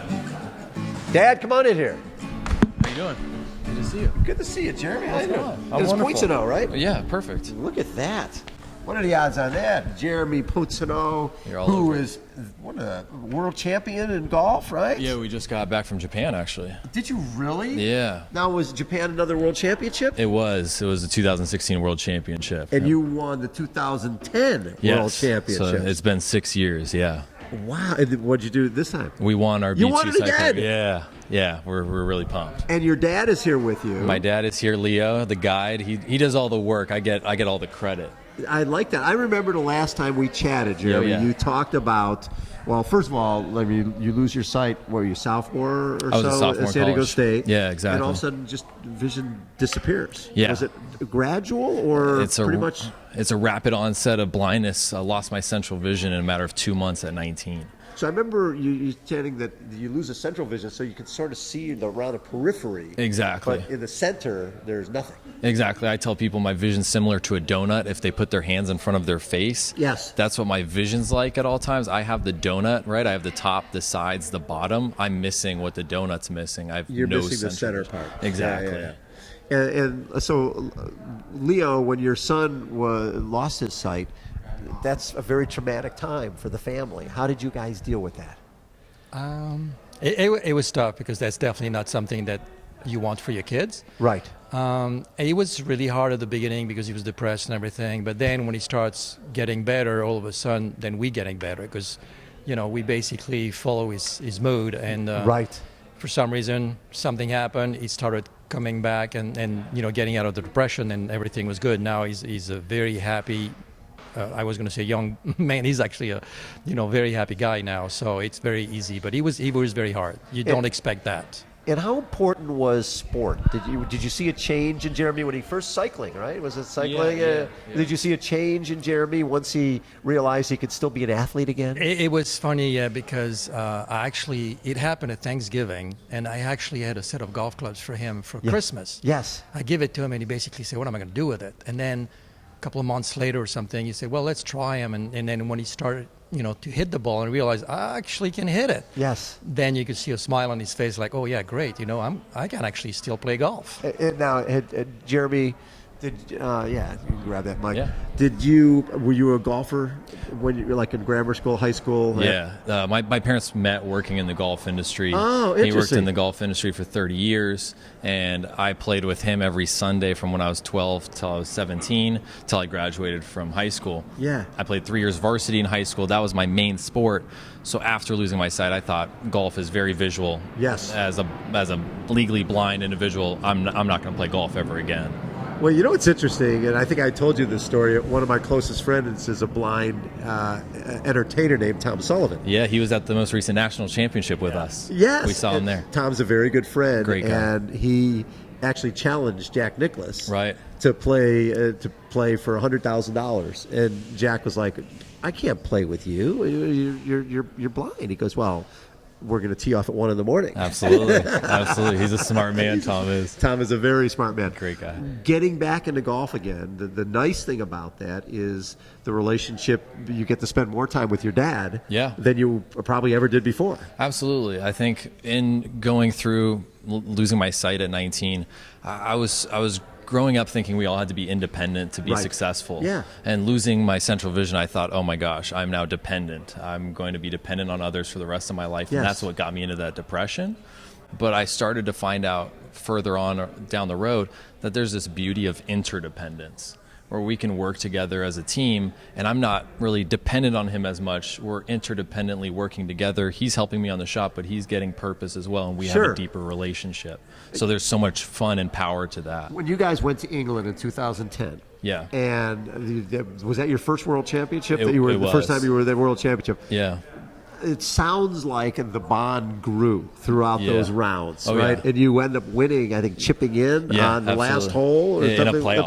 In the playoff. You chipped in a playoff. Yeah, it was unreal. How special was that in terms of the bond it created? It's something you and your dad will have forever. Yeah, it was the coolest experience of my entire life. It was something. It was a dream. It's something that you would write up and say, "No, that's not going to happen." That sounds like a movie to me. Yeah. Who's going to play cool. Dad? I think we'll have. I don't know, George Robert Clooney. De Niro. Yeah, we're George on the go. Clooney. There That's we all go. we got. Yeah, we're good with that. So Leo, what did you think that whole experience of guiding your son at a World Championship? That's a lot of pressure. It is. I mean, it's and it. Okay, you're a caddy for somebody you don't know, whatever. It's one thing, but for your son, you want good results. So there's a lot of pressure. You've got to read the greens. You've got to read the shot. You got to foot position, everything. Oh, so I mean, I line him up, and then after he hits the ball, I have to tell him where it goes. But I still have to stay positive. So I mean, it's practice. It's been evolving. I remember at the beginning, I used to tell him everything on the course. There's water here, and after that, he said, well, there's the perks of being blind. I don't need to know all these things. Don't tell me about the hazards, Yeah. So now I just tell him where to hit. We decide on the club. He hits the shot, tell him where it goes. And on the putts, same thing, read the greens and everything. And we keep talking about it. How can we make it better? How can the communication be better and everything? But it's getting there. We're doing good. Well, so talk a little bit about you guys just got back from winning the 2016 event. Where was that at? That was in Japan. In Japan. Yeah. What was that experience like? It was awesome. I mean, since winning the Worlds in 2010, it was kind of like, okay, wow, this was our first Worlds we won. No one knew who we were, so we started to get more well known as we went to other tournaments. So in 2012 in Canada, we finished second, but definitely had a lot more pressure on us. 2014 was Australia, didn't perform as well. Yes. And then we came to Japan and, really practiced hard, not only on the golf aspect, but our team dynamic, and took home the B2 championship. So we brought our trophy with us. I love the trophy. Look at that. That is unbelievable. Yeah, we're stoked. So how did CAF help you out? Oh my gosh, in so many different ways. I was, after losing my sight, I had a tough time finding meaning in my life and finding purpose. I felt like everything that I loved to do when I could see was gone. Yeah. That feeling of dependence and just a total loss. CAF with the grants helped provide me the opportunity to pursue sports that I loved when I could see. And so it brought normalcy to my life that I didn't have for a long time. And it gave me something to look forward to. If I was having a tough day in March, a tough week in April, I would say, you know what, I have a tournament in September to actually look forward to, when in that time when I lost my sight, I had barely anything to look forward to. And that's what gave me the normalcy and the ability to say, hey, I have purpose in my life and an identity that I can really enjoy. So when you look at your 2 World Championships, when did you get a feel for, I think I could be, I was a good golfer before, but I could be really good in this golf. Oh, yeah. And that's kind of when I played in high school golf here in San Diego, where there's a lot of good golfers. Yeah. I was a middle-of-the-pack golfer. And you have to be a good golfer to be middle-of-the-pack golfer. But now, after losing my sight, we play in our first blind golf tournament and finish third, something like that, and You're then like, whoa. win the Worlds, and all of a sudden, okay, we're a contender here in the entire world, and that's something that's so fun to go out there, perform as a team, because golf is an individual sport, Right. but hey, I've got my dad here, and we go to Japan together and all these different places to play a sport that we both love. It's an unbelievable experience, and I hope that it can inspire others to go out and do what they want to do, and also just say thank you for everybody who donates to CAF, because it truly changes thousands of challenge athletes' lives around the world, not just mine. And there's the tangible things of seeing that we won the trophy. Sure. But there's intangible things, the emotional aspect, that it psychologically helped me in ways that I can't even explain, where I was in such a rut for so long. You can tell I'm in a happy place now in how I talk about these things. The power of sport. Oh my gosh, yeah. And being an athlete my whole life, It makes you whole again. I remember Without a One Arm doubt. Willie, we're looking at his picture right there. He said, sport makes me whole. Yeah, absolutely. It allows me to be me and go out Absolutely. there and challenge myself on a daily basis. Oh yeah.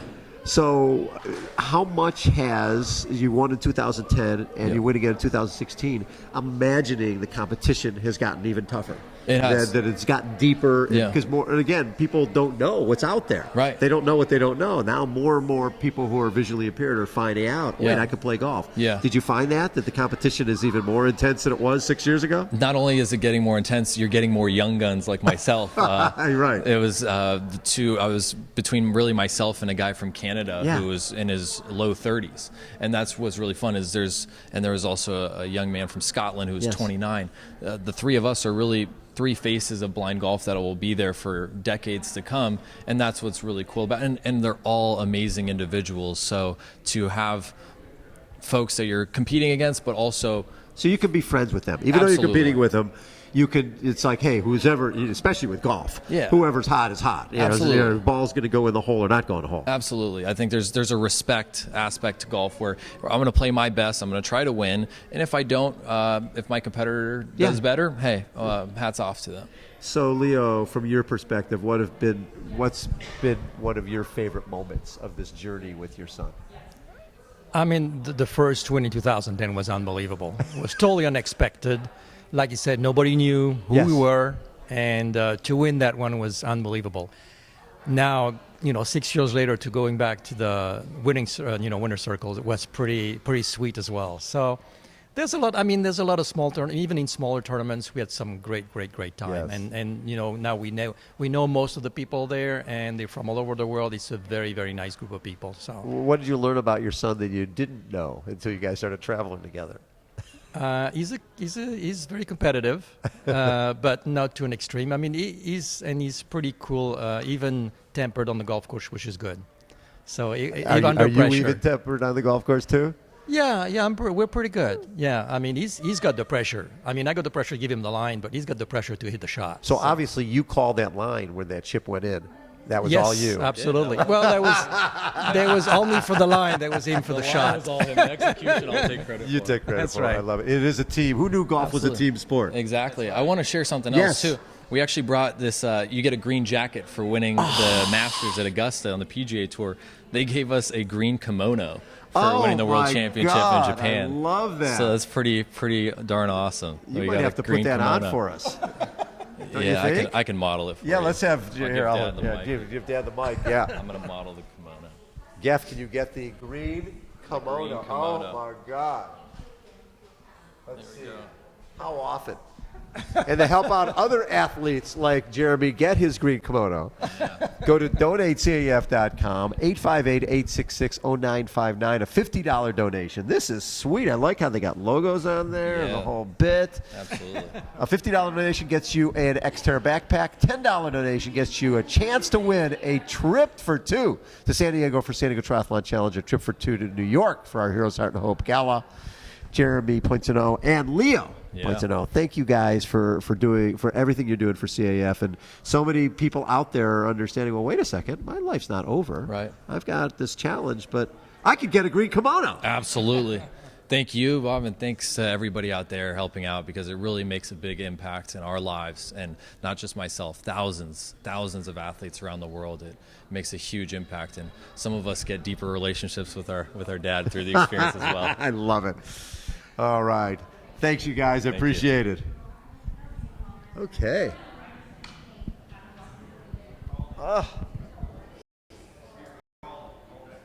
Yo.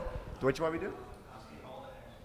Okay. Again, it's donatecaf.com. Also, a big thank you to Zach Barnhorst from ZB Savoy, who came by here and played guitar for us for a while. DonateCAF.com, 858-866-0959. A $50 donation gets you a chance to win an Xterra backpack. $10 donation gets you a chance to win a trip for two to San Diego for San Diego Triathlon Challenge, or a trip for two to New York for our Heroes Heart and Hope Gala. Again, that is donatecaf.com, 858-866-0959. Do we have the wonderful Elena Nichols out there somewhere? Yes. Oh, wait. Come on, let me get these chairs out of the way. Oh, I think you need to be over here. Yeah, that's okay. You're good.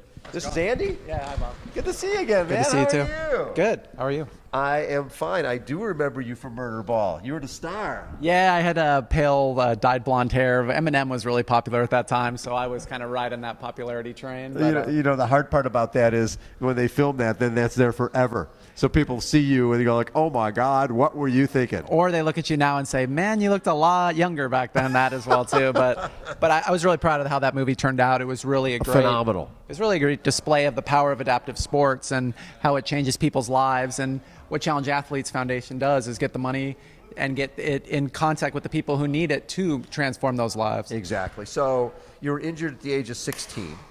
And was quad rugby something you found fairly quickly? Yeah, I was hurt at 16. I really honestly spent the next couple of years in depression, hiding out in my house. And is that in Arizona?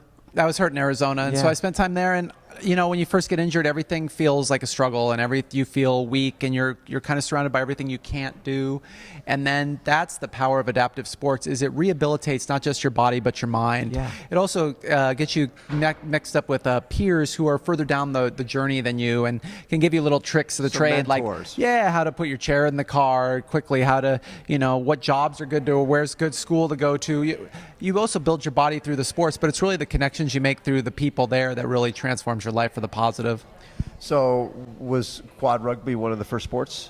Yeah, as I said, I spent the first 2 years in depression, basically hiding out, and I was seeing a psychiatrist, and I was getting physical therapy. I went to medication. I went to one rugby practice, and I canceled everything. It's not a joke. It changed everything. It changed everything. It really just transformed how I saw myself in the world, the level of capability I saw myself. It just completely blew the ceiling off of what I thought I could do through adaptive sports, through honestly one wheelchair rugby practice. What was it about that practice? It just made you're okay, I'm an athlete again. What sports were you involved with before your accident? I played a lot of sports. I played high school football, and I was at Arizona, so I was a big swimmer and things like that. Played basketball and things like that. But yeah, I think that was part of it. Is he's finding wheelchair rugby was saying, hey, I can still play a contact sport. I can still be, aggressive, and I'm strong, and that was something you don't get that feeling in the hospital. You feel like everything's a struggle and you're fragile and you can't, and then all of a sudden you get involved in adaptive sports and everything becomes a can. Because they basically say, suck it up. Well, people, I think it's easy too. Sometimes you get newly injured and you can tell your family or something, you don't know what I'm going through, it's so hard. But then you get out on a rugby court with a bunch of other quadriplegics, which I am, they're like, come on, dude, we know what it is. Get going, get pushing, you need to get going to school, you need to go into work, and that is just as powerful as the adaptive sport itself. They basically say life is moving forward. If you're sitting here, it's not going to get you anywhere. They act as good role models too for you. You get to start to see, if I put the time in and the work in, then my life can be whatever I make of it. Sure. I'm not going to let any kind of physical anything define what I can do with my life, and that's what you really get through adaptive sports. Is if you're not some elite, adaptive athlete, what you get from the sport translates to every aspect of your life. So when you make your first Paralympic team, and you've been on 3 of them now, right? Then you just coached in your 4th. What was that experience like, your first Paralympics? It's always a tremendous honor to represent your country. So that was always my goal. I honestly wouldn't have been a good enough athlete if I didn't get injured to make a Team USA. Right. And so that was extremely thrilling. The travel, the people you get to meet all over the world, that's an amazing bonus. And to be so focused on that and really try to bring awareness to not just, obviously you want to represent the country well on the court, but just bring awareness to your country about adaptive sports, about the Paralympics. And I think the United States has sometimes lagged behind in awareness with some of the adaptive sports issues. I think Challenge Athletes Foundation does a great job of kind of pushing that to the forefront, because when people see it, they really understand its power more than telling somebody about it when they can actually see it. I think adaptive sports biggest need sometimes is just exposure. Sure. Instead of saying, oh, it's cool, you got to check it out, it makes such a difference. When somebody sees it, they go, whoa, okay, I get it, really quickly. You got to put their hands on it. They got to see it firsthand. So we're talking, got a bronze in 2004, and then 8, you guys take the gold. That's got to be the coolest thing in the world to have your anthem playing. It was amazing. It was amazing. All the experiences have been great. I got to go to the 04 in Athens and Beijing and then London, and then the last one was in Brazil. I was assistant coach, and each one has been a tremendously unique experience. It's always nice to end, winning a gold medal, but each one it's been really tremendous, and my teammates and coaches and staff and all that, I've learned a lot from them and gotten a lot from them. But again, it's the impact that the sport has on people who don't have any kind of physical impairment. They see it. It's just similar to what I said about myself going to the rugby practice. I think it changes somebody watching it, their perspective on what they can actually achieve. Right. And I think that, it's hard. It's, you go watch 2 quadriplegics playing wheelchair rugby is a full contact sport, smashing into each other. More than full contact. It's hard I think it's hard for somebody to say, well, what can I not do? It takes the limits off everybody, not just people with physical limitations. That's why I feel like adaptive sports is so important. Well, and just we talked about sport makes you whole, right? Before you found this, you weren't whole. You were struggling, trying to figure out what's my life going to be. And how has how has wheelchair rugby helped you, and quad rugby helped you in the rest of your life? Yeah, it changed everything. And I told you, it was the sport itself building me up and rehabilitating my mental, the way I saw myself, my mental picture of myself. But it was the peers too, and seeing, okay, this person has a job, so I can have a job. This person's married with a family. Okay, you start to realize that. I think sometimes when you get in an accident, you put more mental impairments on yourself than your actual physical impairments. Yes. You start to make things bigger deals than they are. And I think if you find a way and you work hard enough and you're smart enough and you put the effort in, you can really do anything no matter what you have going on. The other thing, I was talking to a wheelchair athlete recently, is Glenn Hartrick from back east. And he was telling me that he realized fairly early on when he was in the hospital that everybody around him was taking their lead from him. That when he was bummed, they couldn't move on with their life. But when he realized that if I'm happy and I'm upbeat and maybe I do my soul searching another time, they can move on, because otherwise they're sort of stuck. Did you find that? I think that's 100% right. I think the wheelchair for me, going somewhere in the wheelchair, at first I thought, oh, everyone's going to look at me and it's going to be different and people are going to feel sorry for me. But I think you nailed it. I think you go into the room and you act like everybody else and you got a good attitude and you're talking and you're outgoing and you people ask, what have you been doing? And you have these stories about all the things you've been doing. The wheelchair disappears. Yeah, really quickly, and they see the person in it. And that's always what somebody, I think, wants, is to be viewed on who they are and what they do.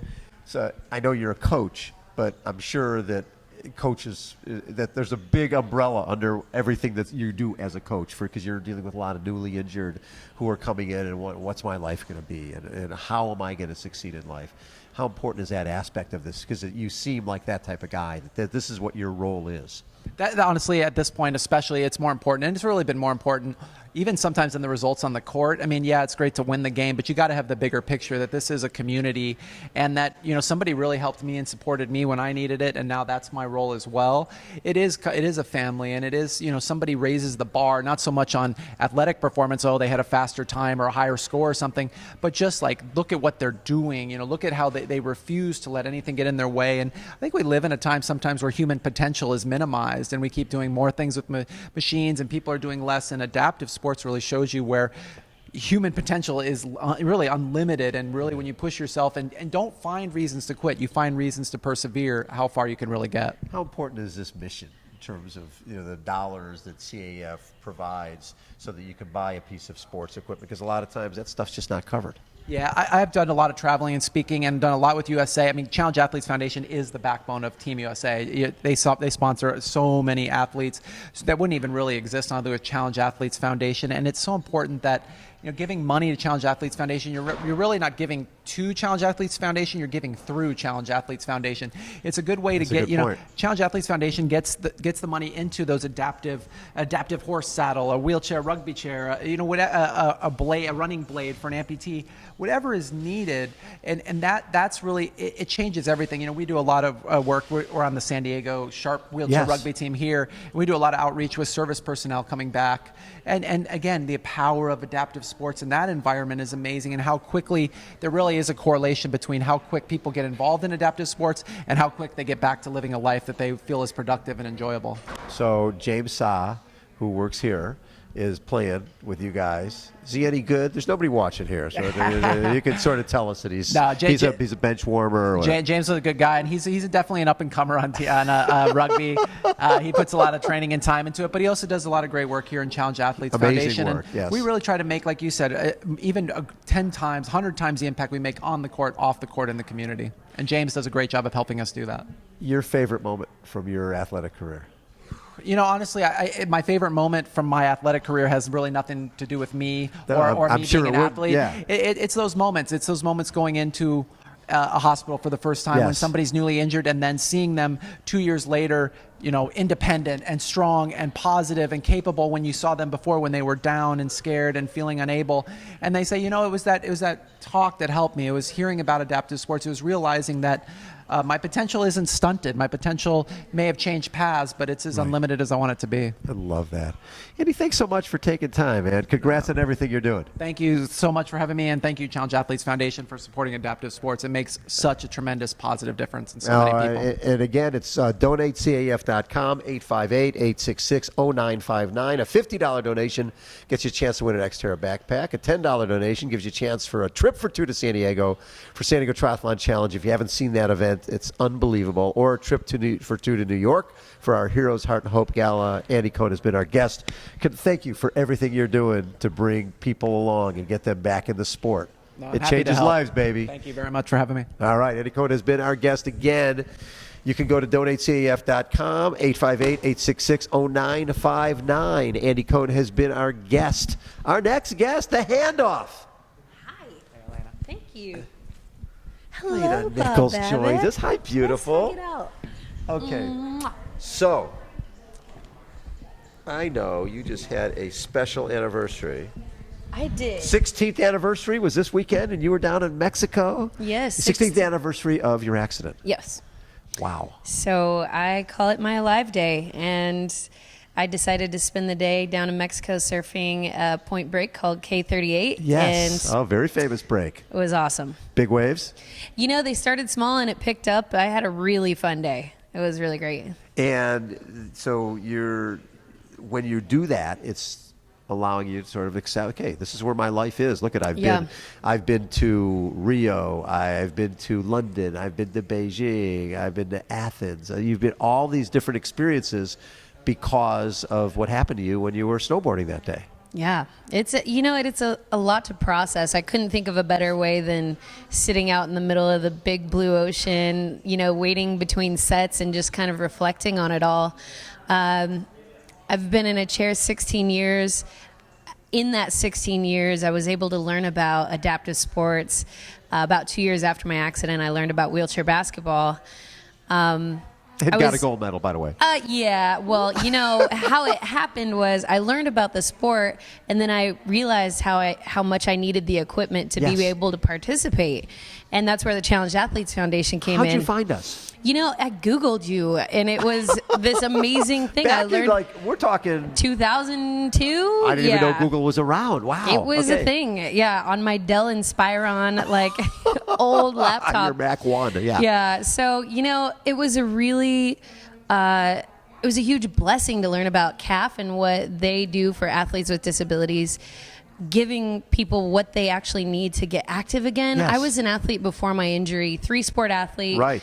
full on disabled, you know, and thought that my life was over. And little did I know, It was just beginning. it was just beginning. And the Challenge Athletes Foundation made that possible for me. I was able to buy a basketball chair. Challenge Athletes Foundation bought my first monoski, and more recently my first kayak. I've competed in 5 Paralympic Games and 3 sports. 3 different sports. And got 2 golds. Three golds, 2 but silvers, yes. 1 bronze. Yeah, and you're the only person, Paralympics or Olympics, to have a gold only woman, to have a gold in summer and winter, correct? Yeah.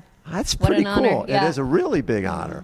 So, some of the coolest things that have happened to you since you've been That's kind of the stuff I was thinking about Yeah. out in the lineup yesterday. I'm processing my life, and as hard as it is really to be a person with a significant disability, Yes. to wake up and get into this wheelchair every day, I can't help but feel so blessed by it.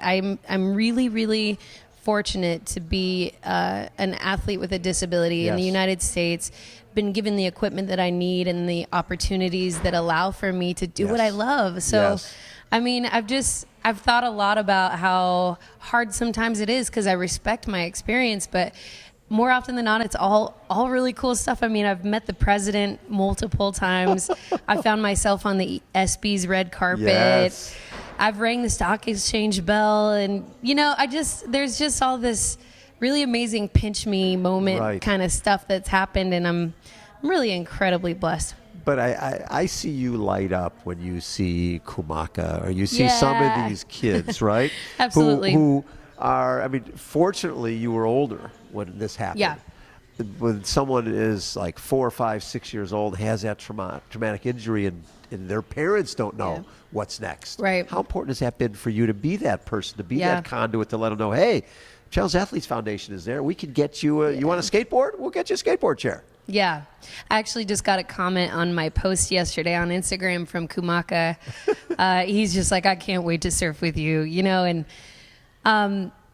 it's a huge part of what I'm doing now after I've retired from Paralympic sport for Wait, the most what? part. For the most part, I'm working on getting surfing into the games if yeah, that yeah. happens. Then you'll come back for your 38th Olympic team. Yeah, Paralympic team. Yeah, yeah. Basically. Yeah. But giving back now is where my heart's at, and I've been given so much, and Yeah. part of that is helping people learn about the Challenged Athletes Foundation. And the best part is really teaching these little little kids, how to surf and play basketball and ski, whatever they want to do, and just help them sort of realize they can do anything if they put their mind to it. There's really no limits. Yeah. So some of in terms of the kids you work with and see them when you're out at San Diego Triathlon Challenge, sometimes you forget you see, in a typical day, you might be the only person in a wheelchair that you see. Right. Right. But when you come out there and you see 144 challenged Yeah. athletes, it makes you realize that there's a lot going on out there, and CAF has still a lot of work to do.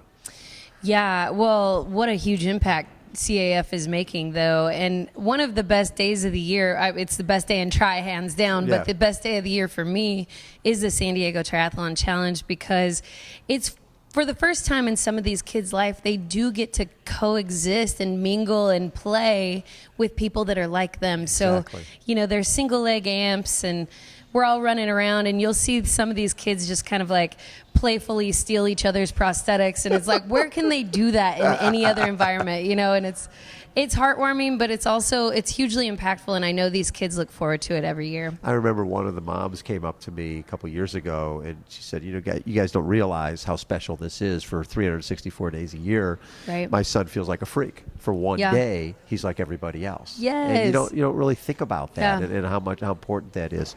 The equipment you mentioned, that Yeah. we got your wheelchair, basketball chair, and then a monoski, and then a kayak. a kayak, And a surfboard. and a surfboard. It's right. So all Yeah. those things that when you travel to other countries of the world, you realize how Right. limited people are who are Right. dealing with the same type of challenges. How important is that for the next generation to have that equipment? The bigger the impact that the Challenged Athletes Foundation makes in our world here in the United States, the more that it will trickle over to other people, I think. And, it's so eye-opening to travel and to realize there are athletes with disabilities in other countries that will never get to reach their fullest potential because they don't have the equipment. Which And- seems it's so minimal, right? They Right. get a piece of equipment. Right. A basketball chair. And to see these people get to play for the first time, I've been fortunate enough to coach and teach kids how to move and play. And it's the most moving thing I've ever been a part of, to see somebody Right. who's never been able to be mobile figure out how to play. Yeah. That's like amazing. And seeing Yeah. that it is all about that. With Yeah. so many of our kids, Rudy back in the day, it wasn't Yeah. about becoming a runner triathlete. It was like, I want him to be able to play and Right. play with his friends, and see how that one piece of equipment changed everything. It's a right. Everybody should have the right to play. The right to play. There we go. Yeah. Elena, thanks so much for My pleasure. being such a special ambassador for CAF. I love what you bring to the table. It's the least I can do. The Challenge Athletes Foundation changed my life in so many ways and continues to do so. So I'm happy to give back. I'm happy to preach the good word about the Challenge Athletes Foundation and share it with the world. So thank you for having me. All right. And again, to help out the next generation of athletes, donatecaf.com. 858-866-0959. A $50 donation gets you a chance to win an Xterra backpack, which is pretty sweet. A $10 donation, a chance to win a trip for two to San Diego Triathlon Challenge, our favorite weekend of the year, or a trip to our Heroes Heart and Hope Gala. You've been there as well. That's pretty special. That's a great Adrian. event. Yeah.